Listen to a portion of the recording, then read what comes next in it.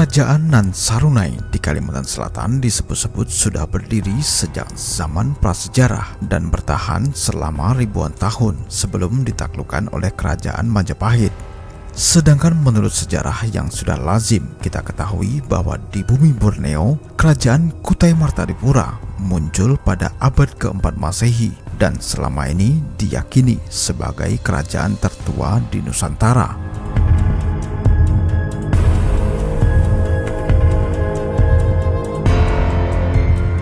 Namun dengan ditemukannya peninggalan kerajaan Nan Sarunai membuat wacana sejarah yang baru bahwa jauh sebelumnya di belahan lain di Pulau Kalimantan ada kerajaan yang ternyata lebih tua dari kerajaan Kutai Martadipura. Namun apakah benar demikian? Untuk mengetahui jawabannya kita akan mengulas mengenai keberadaan kerajaan purba Nan Sarunai yang berasal dari berbagai sumber. Selamat menyaksikan.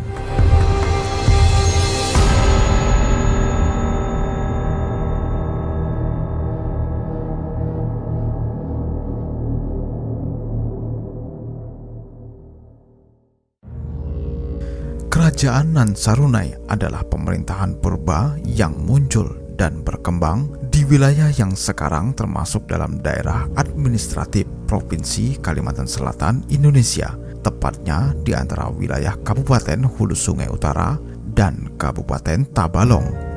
Kerajaan Nan Sarunai merupakan bagian awal dari riwayat panjang Kesultanan Banjar, salah satu pemerintahan kerajaan terbesar yang pernah ada di Kalimantan Selatan. Kerajaan Nan Sarunai terkait erat dengan kehidupan orang-orang suku Dayak Maanyan, yakni salah satu subsuku Dayak yang tertua di tanah Borneo. Apakah Nan Sarunai sudah layak disebut sebagai kerajaan atau belum? Hal ini memang masih menjadi perdebatan yang cukup panjang. Namun yang jelas pemerintahan kerajaan di Nan Sarunai berlangsung selama berabad-abad.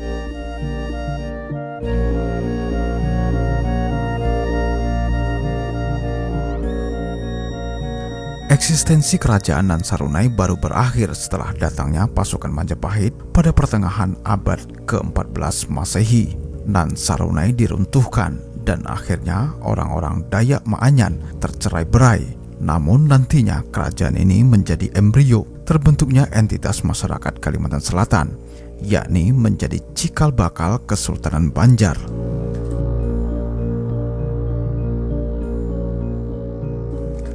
Salah satu jejak arkeologis yang digunakan untuk melacak keberadaan Nan Sarunai adalah ditemukannya bangunan candi kuno di Amuntai.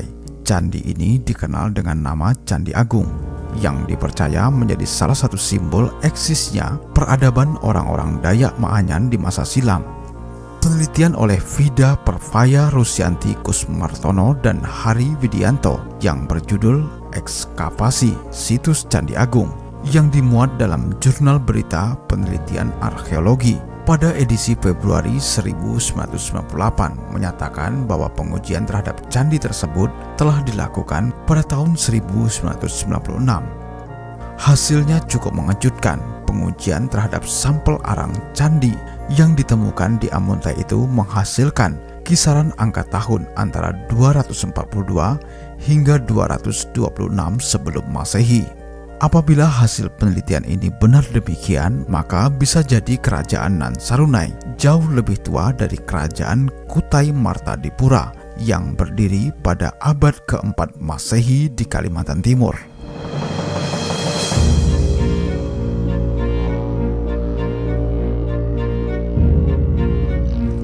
Namun sejauh ini penemuan benda-benda arkeologis berupa prasasti seperti di kerajaan Kutai Martadipura, yaitu prasasti Yupa, belum ditemukan untuk menguatkan keberadaan dari kerajaan Nan Sarunai ini. Dalam perkembangannya, Nan Sarunai dikenal pula dengan beberapa nama yang lain seperti Kuripan, Tabalong, hingga Tanjung Puri. Sedangkan khusus Tanjung Puri ada perbedaan pendapat di kalangan peneliti bahwa nama ini bukanlah kerajaan yang sama dengan Nan Sarunai. Menurut Suryansah dalam bukunya Urang Banjar dan Kebudayaannya yang dicetak pada tahun 2007 bahwa Tanjung Puri diyakini didirikan oleh orang-orang Melayu Sumatera yang merupakan pelarian dari kerajaan Sriwijaya. Tanjung Puri dan Nan Sarunai diyakini dua entitas yang berbeda, tapi pernah berada dalam lingkup dan ruang waktu yang berdekatan. Keduanya sama-sama menempatkan pusat pemerintahannya di tepi anak Sungai Barito, termasuk Sungai Tabalong saat ini. Kedatangan orang-orang Melayu dari Sumatera ke Borneo diperkirakan terjadi pada awal abad ke-7 hingga ke-11 Masehi, yakni menjelang keruntuhan dari kerajaan Sriwijaya pada masa itu. Sebagian pelarian itu lalu mendirikan komunitas yang kemudian berkembang menjadi suatu pemerintahan serta hidup berdampingan dengan orang-orang Dayak Maanyan yang bernaung di bawah kerajaan Nan Sarunai.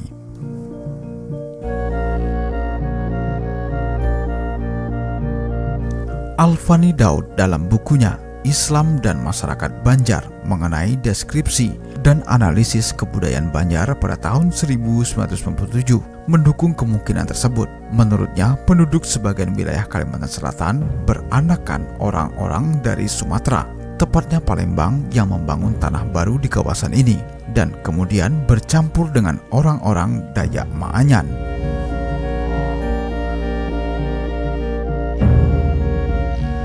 Salah satu rujukan lain untuk menelisik eksistensi kerajaan Nan Sarunai adalah Hikayat Banjar.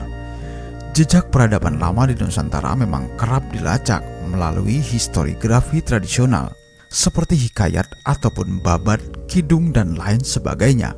Historiografi tradisional menurut Sartono Kartodirojo dalam bukunya Historiografi Tradisional. Ia menjelaskan ciri-ciri dari historiografi tradisional punya ciri-ciri yang sangat menonjol dan saling berkaitan, yaitu etnosentrisme dan rajasentrisme serta antroposentrisme.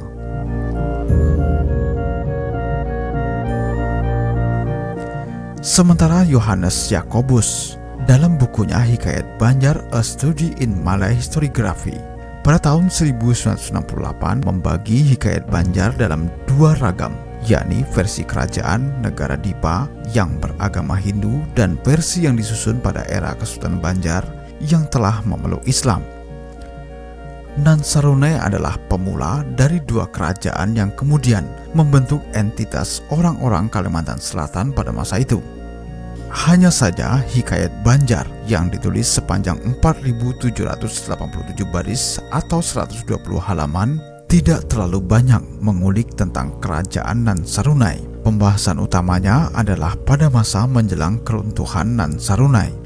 Pada bab terkait Nan Sarunai dalam Hikayat Banjar menyerupai tradisi lisan, yakni nyanyian atau wadian yang ditransmisikan secara turun-temurun, tentunya dalam struktur birokrasi dan sirkulasi elit di kerajaan Banjar. Alfani Daud pada tahun 1997 memperkirakan bahwa terbentuknya pemerintahan Nan Sarunai pada masa prasejarah bermula dari bergabungnya beberapa komunitas adat Dayak Maanyan yang dipersatukan dalam suatu pusat kekuasaan yang lebih luas. Hal ini didukung oleh Suryansah Ideham pada tahun 2003 menyebutkan bahwa ketika penataan organisasi dalam pemerintahan gabungan, ia menjelaskan bahwa hal tersebut bisa dijalankan meskipun masih sangat sederhana. Terbentuklah sebuah negara atau suku yang dikenal sebagai Kerajaan Nan Sarunai pada masa itu.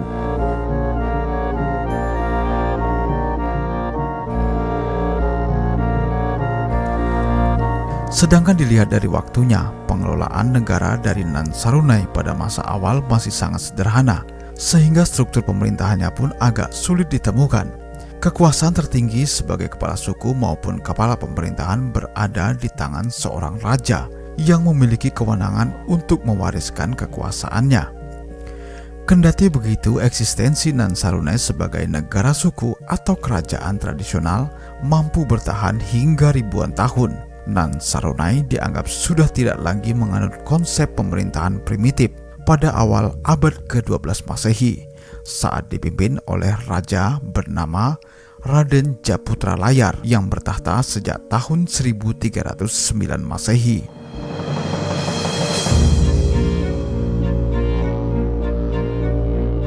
Sepeninggal Raden Japutra Layar, roda pemerintahan di kerajaan Nan Sarunai secara berturut-turut dilanjutkan oleh Raden Neno pada tahun 1329 hingga 1349 Masehi.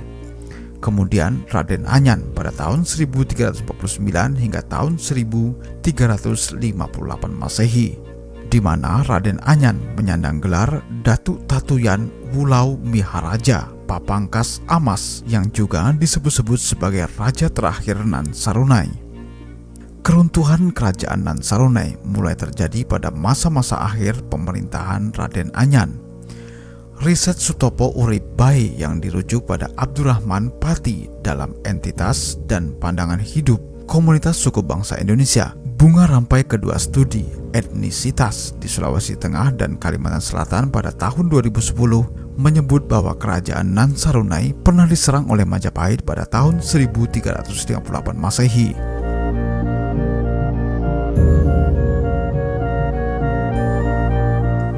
Atas perintah Hayam Wuruk, pasukan Majapahit pimpinan Empu Jatmika pada masa itu menyerang Nan Sarunai hingga takluk. Oleh para seniman lokal, tragedi runtuhnya Nan Sarunai ini diungkapkan dalam puisi ratapan atau wadian dalam bahasa Maanyan yang disebut sebagai peristiwa Usak Jawa atau penyerangan oleh kerajaan Jawa. Kemudian Empu Jatmika membangun kerajaan baru bernama Negara Dipa yang bernaung di bawah kekuasaan Majapahit dan menganut agama Hindu. Nantinya Negara Dipa menuai keruntuhan dan pada akhirnya sejak tahun 1520 Masehi digantikan oleh Kesultanan Banjar yang sudah memeluk Islam.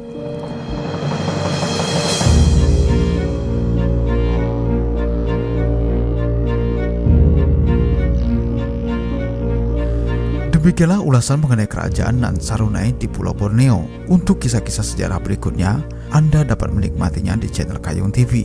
Terima kasih, sampai jumpa dan salam budaya.